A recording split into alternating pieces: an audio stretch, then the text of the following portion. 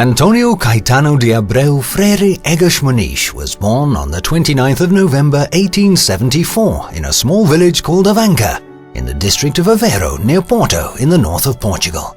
Son of an impoverished noble rural family, from a tender age he had counted on the support of his uncle Abad, an abbot, for his education. He began primary school in his neighboring village called Pardelio, where he earned the endearing nickname Abadinho, Little Abbot, because he was the nephew of the abbot.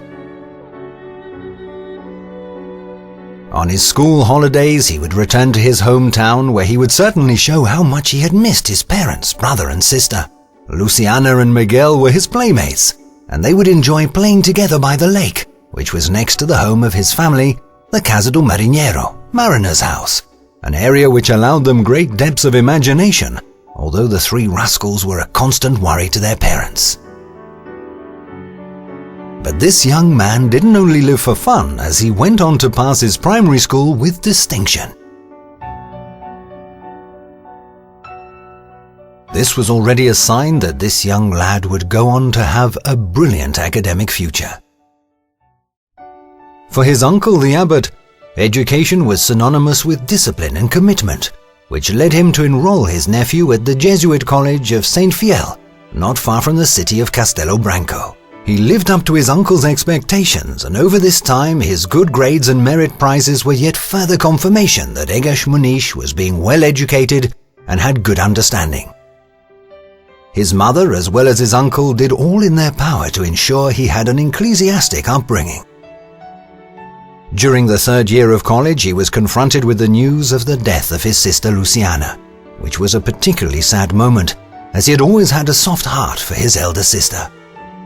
Lucianinha, sweet Luciana as he called her, died of tuberculosis when she was a 13-year-old student at the convent of Aroca. Coinciding with Luciana's death, the family situation in Avanca deteriorated. Along with poor agricultural years, there was a lack of business tact with his father's dealings in horses. Life began to get complicated. The debts accumulated.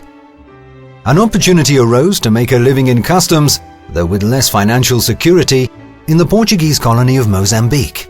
His hopes were ephemeral, as 3 years later he died without ever having returned home. This left the family in a hopeless and desperate situation. Then the unexpected happened. All Egas Moniz's family possessions were sold at public auction. The house was saved at the last minute when Uncle Abbot bought and recovered it for the family. The purchase of the Casa do Marinheiro became such a burden for Uncle Abbot that it was no longer possible to maintain Egas Moniz at the Jesuit school of Saint Fiel in Castelo Branco. It was at this time that the young man changed to a high school in Viseu,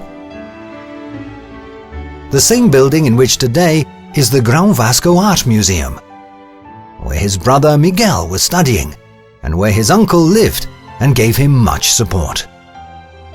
It was at this establishment that he finished his high school education. Antonio Egas Moniz went on to Coimbra University, where he obtained first his bachelor's degree, then his medical degree, and a year later, his PhD. He had arrived in the student town of Coimbra on the 12th of October 1891, first living in the students' halls of residence in Arcos de Jardim. From 1891 to 1894, he took his undergraduate medical course at the Faculty of Medicine and Philosophy. Yet again, the young student obtained grades with distinctions. But then he had to decide his next move, and was indecisive about a career in medicine or becoming a high school teacher. On the one hand, he had always had a great fondness and facility for mathematics, and even gave private lessons, but on the other hand, he also had a passion for medicine. To practice medicine implied great initial investment with little guarantee of success, but if he were to follow teaching, he would have immediate success without any real investment. His family in Viseu was decisive in his choice. If Egas Moniz thought that he was inclined to teaching, Why not set his sights higher and become a university professor?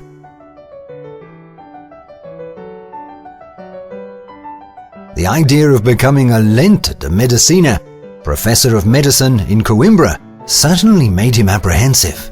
Was he not dreaming of unreachable goals? Upon completing his undergraduate course, he ended up opting for medicine, enrolling in the class of 1894. Thus, without failing a year and achieving progressively high grades, he would go on to pave the way for his future, finishing his bachelor's course in 1899.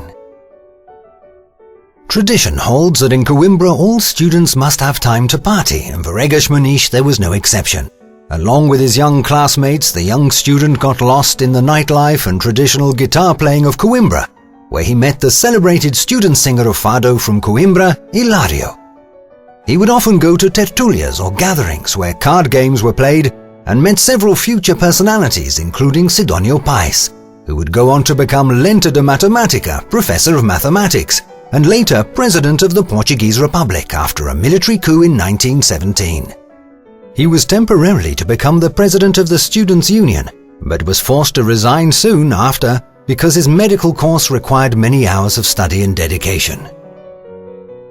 In the meantime, his brother Miguel, who had been looking for a future following his father to the Portuguese colony of Mozambique, had died in 1895 and was buried in the jungle. Less than 3 years later, Egas Moniz would mourn the death of loved ones yet again in 1898, when his mother died, and was shortly followed by his uncle Abad, his primary mentor concerning his education. Egas Moniz pursued his studies, although he was very sad for his losses. Combined with his grief, his studies were becoming ever more intense, which gave him even more determination, and he graduated in medicine on the 31st of July 1899. He was 25 years old.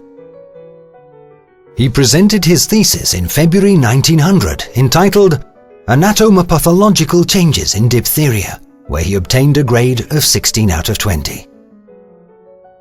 In July 1901, he presented his PhD thesis, A Vida Sexual, the sexual life, the physiological aspects, where he achieved a grade of 17 out of 20.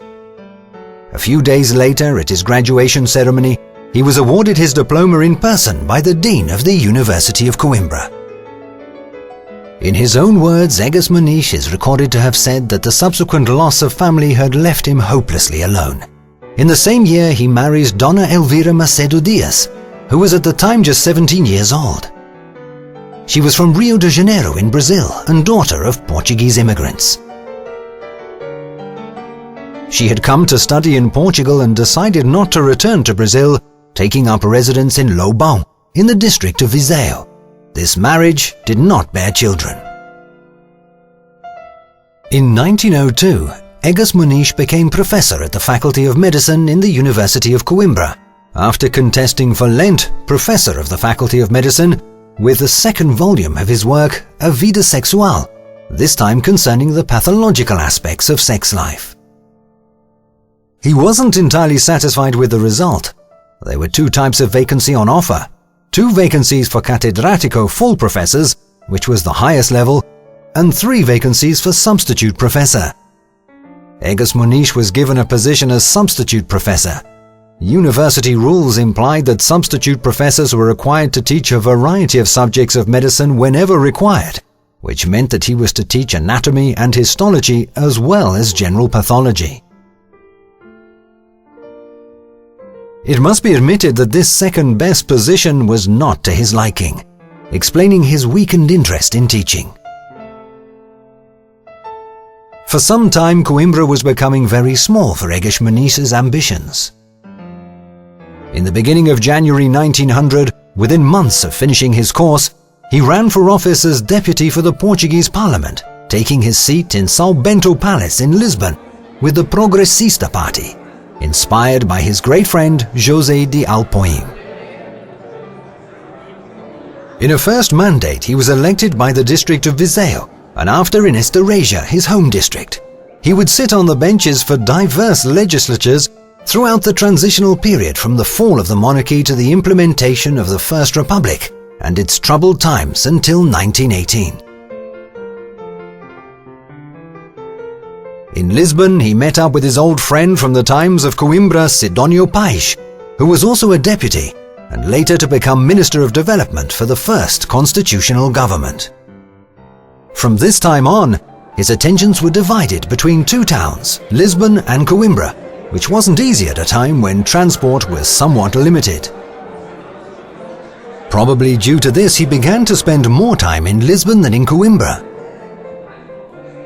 He opened a surgery in the capital, and from the summer of 1902, Egas Moniz began to visit neurological and psychiatric clinics in France, dedicating the first year to psychiatry in Bordeaux with professors Albert Pitre and Régy. Next year, he began his annual summer visits to Paris to the famous Hôpital de la Salpêtrière, with the aim of specializing in clinical neurology. There he met the big names in neurology, given that Paris, and particularly Salpêtrière, was the center of world neurology. Among other shining figures appeared Joseph Babanski, who remained his friend throughout his life. Even as a student, Egas Moniz held strong political convictions. He defended freedom of speech and free thinking, considering this as fundamental for social progress. But his convictions would take their consequences. On the 28th of January 1908, he was arrested in Lisbon, involved in an attempted coup to overthrow the government of the dictatorial Prime Minister João Franco. He was detained at the police station of the Municipal Guard and was only released some days after the assassination of the king, under proclamation and appeasement promoted by the recently crowned surviving prince. Egas Moniz dedicated himself to medicine, politics and the faculty. Even so, he still found the time for writing. Literary publication was ever constant throughout his life, having an extensive bibliography of more than 300 titles. From simple scientific articles to, for example, the biography of the Portuguese 19th century romantic writer Júlio Diniz in 2 volumes. In 1910 he became full professor in Coimbra. However, he did not actually get to take up the position, as in October of the same year was the implementation of the Republic. In February of the following year, 1911, the universities of Lisbon and Porto were created. In Lisbon, 2 specific chairs were created, in which Gama Pinto was to preside over ophthalmology and Egas Moniz to preside over neurology. He thus obtained a transfer from Coimbra to Lisbon, once and for all cutting all his professional ties with Coimbra, where he only returned as a visitor. Not without difficulty, he continued his political activity, at that time belonging to the Portuguese Republican Party, also professor at the new University of Lisbon, as well as his surgery at the exclusive street of Rua do Alecrim. But also he continued his seasonal holidays in France, never forgetting his beloved homeland of Avanca. In April 1912 he resigned as political deputy, returning to the faculty in Lisbon, dedicating himself to teaching and the service of neurology at Santa Marta School Hospital. However, his political involvement did not end there. He remained quite active. In December 1916 he was arrested, now for the second time, spending some days alongside the river Tejo aboard the San Gabriel warship. He was accused of conspiring against the government by being part of what was known as the Sacred Union, led by Bernardino Machado. It was the middle of the First World War. After experiencing a bitter feeling of injustice, he did what any conspirator would do and returned to active politics, creating the National Republican Party. The objective was to unite the trend of ex-monarchists and republicans who had distanced themselves from the Evolutionist Party.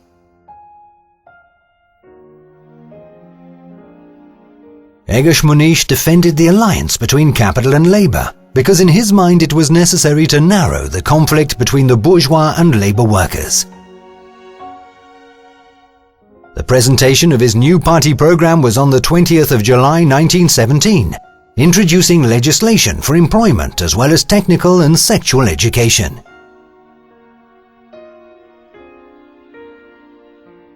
With the coup by Sidonio Pais on the 5th of December 1917, his friend from the Times back in Coimbra, people started again to talk about Egas Moniz.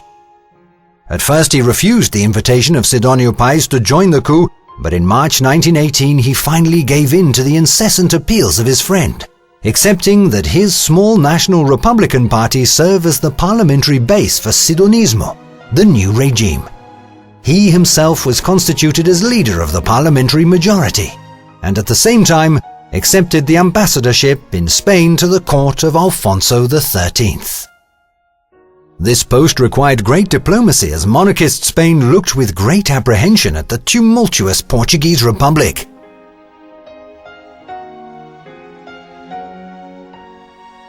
Through this diplomatic post, he achieved closer proximity to the Vatican through the nuncio envoy in Madrid, which would culminate the re-establishment of relations with the Vatican, which had been compromised from the start of the Republic in Portugal as a result of the anti-clerical attitudes of the time.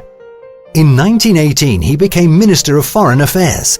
In this position he presided over the Portuguese delegation at the Versailles Peace Conference. 1 month later, on the 15th of December 1918, Sidonio Pais was assassinated at Rossio railway station in Lisbon, a political event which provoked the strongest of emotions. This came as a shock to Egas Moniz, still at the conference.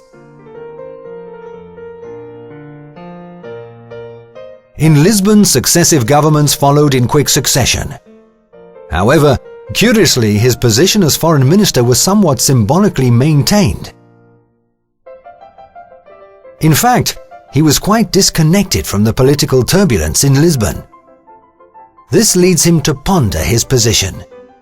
He then decides to ask to be relieved of his ministerial position, returning to Lisbon and leaving politics for good, dedicating himself body and soul to medicine. This last incursion into politics was the subject of a book he published in 1919, which he called A Year in Politics, as exactly 12 months had passed since the start of his collaboration with Sidonio Pais, and his exit from politics soon after the Versailles Conference. He finally leaves politics for medicine, for good. He involves himself in scientific research, but in parallel maintains his post as professor, which was an important complement to his life. In his opinion, a professor should undertake his own research as a way of making a personal contribution to the advancement of science. There is no spiritual pleasure like that which one experiences as when one makes a new scientific discovery. The greatest of pleasure, the greatest happiness. We live internally in that jubilee, unlimited jubilee, and the reason is simple. It is that a sense of work on the human brain rises very high, so high that one enters into communion with the gods. He became the first professor of neurology in Portugal, and with him, service at Santa Marta School Hospital, in which, as a result of progress in angiography, the first neurosurgery section was developed.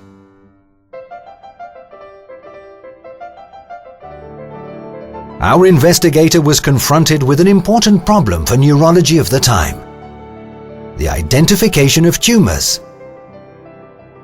As there were no methods of adequate imaging, we were a long way away from the CT scan, and even further from today's magnetic resonance. He had the idea that with a contrast material which would make the blood vessels in the brain opaque, that could then be visualized by X-ray to identify distortions in those vessels, which indirectly helped to detect intracranial tumors. He therefore started to test various products for a contrast to be injected, so as to visualize the blood circulation of the brain, starting on cadavers and then on dogs, until he had obtained a visible solution on X-ray, which simultaneously would not cause damage. But at the time there were immense difficulties and the hospitals were rudimentarily equipped, even for that time. Despite this, Egas Moniz did not give up. He decided to overcome the difficulties by soliciting the help of the radiology service at the Institute of Anatomy and the Rocha de Cabral Institute in Lisbon, with a view to obtaining cadaver heads for his experiments.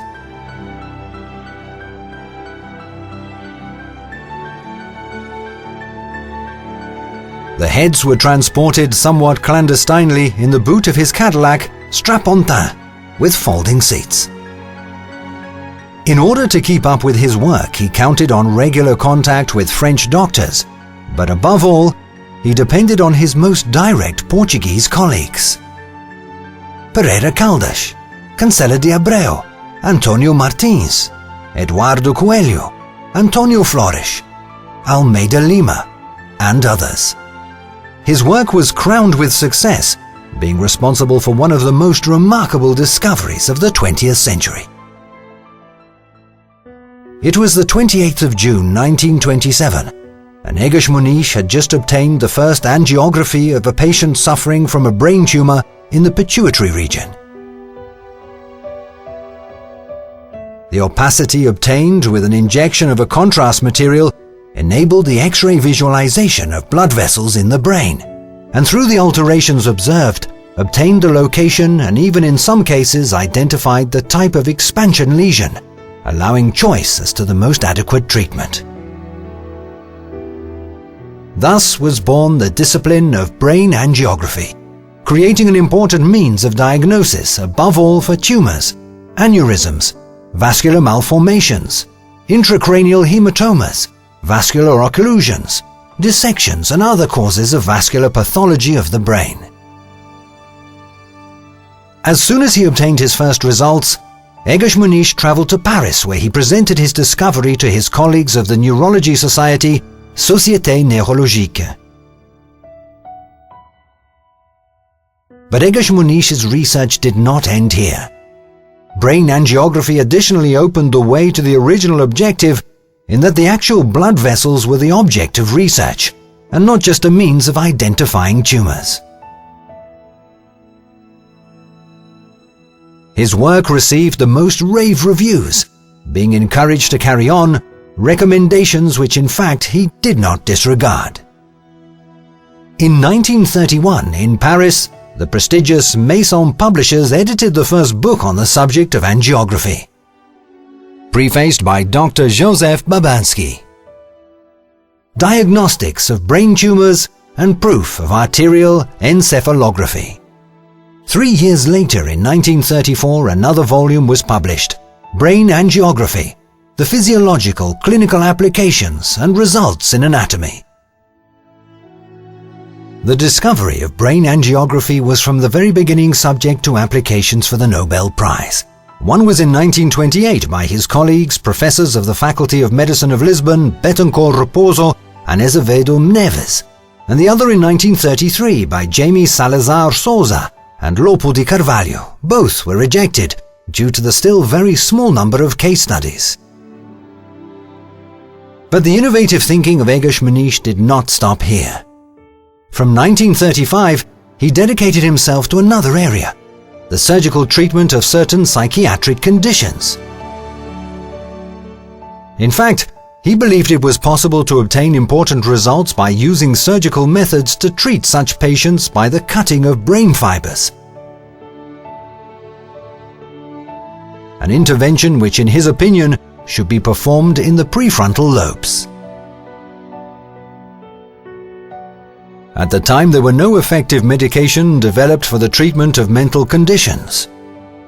Patients with mental conditions who were aggressive were very often confined to psychiatric hospitals for their entire life. The idea of Egas Moniz was that by cutting the said nerve fibers in the frontal lobe, one would obtain a calming effect on such patients. It had previously been observed that incidents which provoke damage to this region of the brain often resulted in vast alterations in behavior.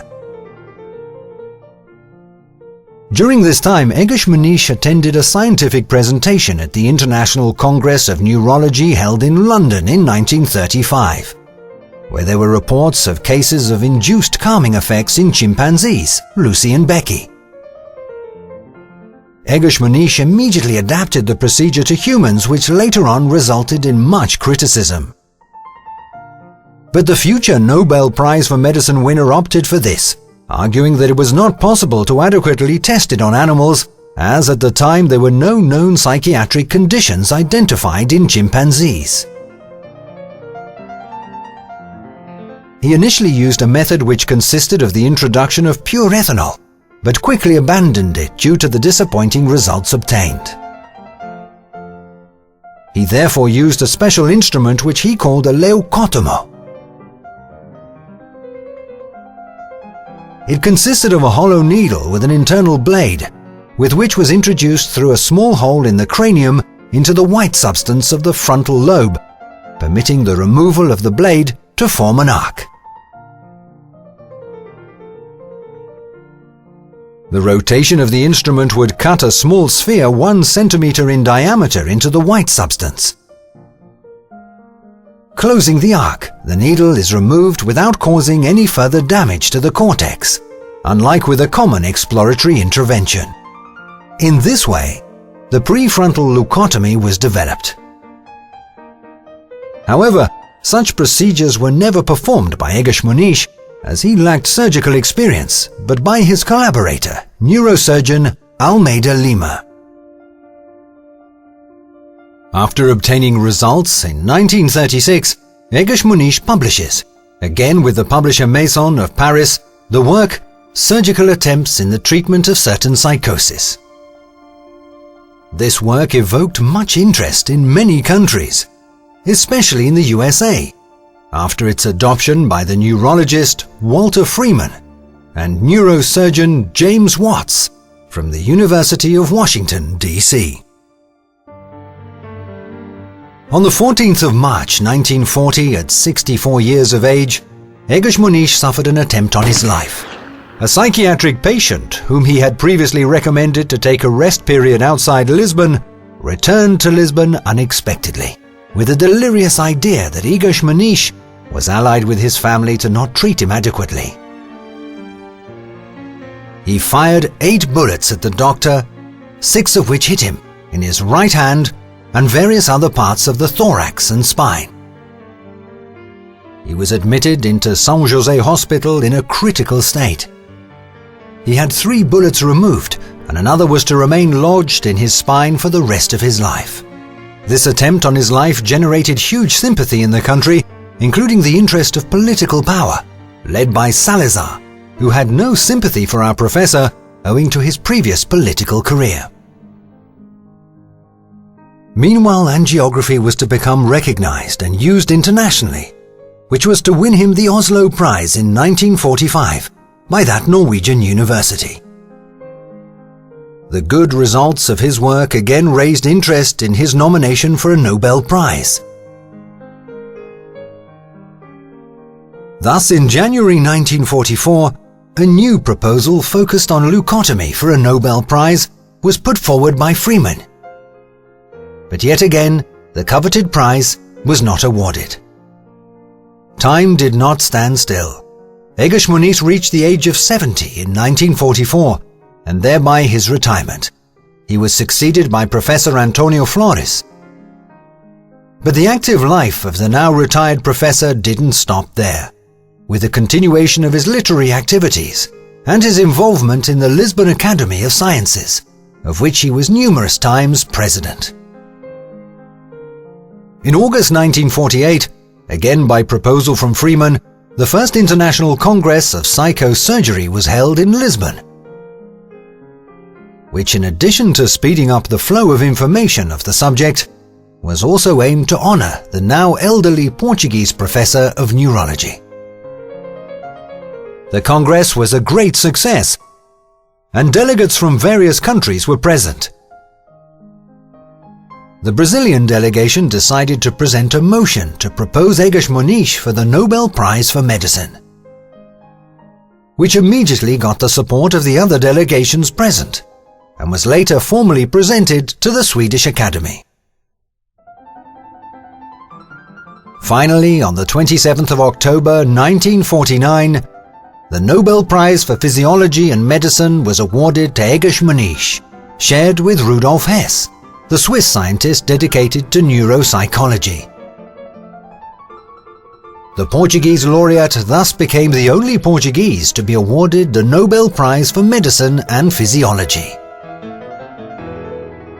The reporter to the Nobel Foundation who considered the proposal, Olaf Kroner, noted that leucotomy had been used in more than 10,000 cases in the world, thereby proving the use of the process for pain relief in normal people, and that the leucotomy was a great therapeutic advance, being no doubt as to its originality.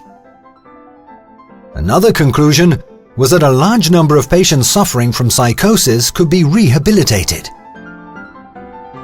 Due to his poor health, Egas Moniz did not go to Stockholm. The prize ended up being presented to him by the Swedish ambassador to Portugal at the home of the Portuguese doctor in January 1950. Recognition was extended throughout the country. Egas Moniz did not consider himself to be a man of words. Even so, he dedicated himself to literature during rest periods. He enjoyed gardening, and he was an admirer of nature. He loved his village.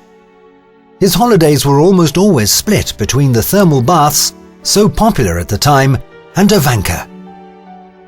He even confessed jokingly that of all the places he knew in the world, his favorite was Paris, immediately after Ivanka, of course.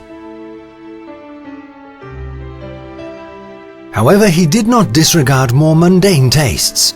He was a social person. His receptions at his home became famous. He liked to go to bullfights, accompanied roller hockey games and football on the radio, was an honorary member of Benfica Football Club, and was a natural card player, in particular of Boston and Volterette, styles which were a family inheritance. He liked to get together with his friends on Fridays, which was little more than a refuge from his professional life.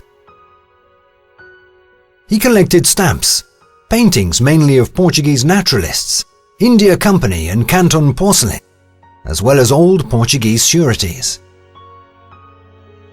The Portuguese doctor managed to collect rare and beautiful prints, engravings, sculptures, jewellery, tapestries, and a most notable cutlery set, which had belonged to the 18th century Marquis of Pombal. He held the most varied positions in vast areas: correspondent member of the Neurological Society of Paris, President of the Academy of Sciences of Lisbon, member of the Literary Academy of Brazilian Literature, and many others. He received many honorary distinctions, including the Légion d'honneur of France, and many other foreign distinctions.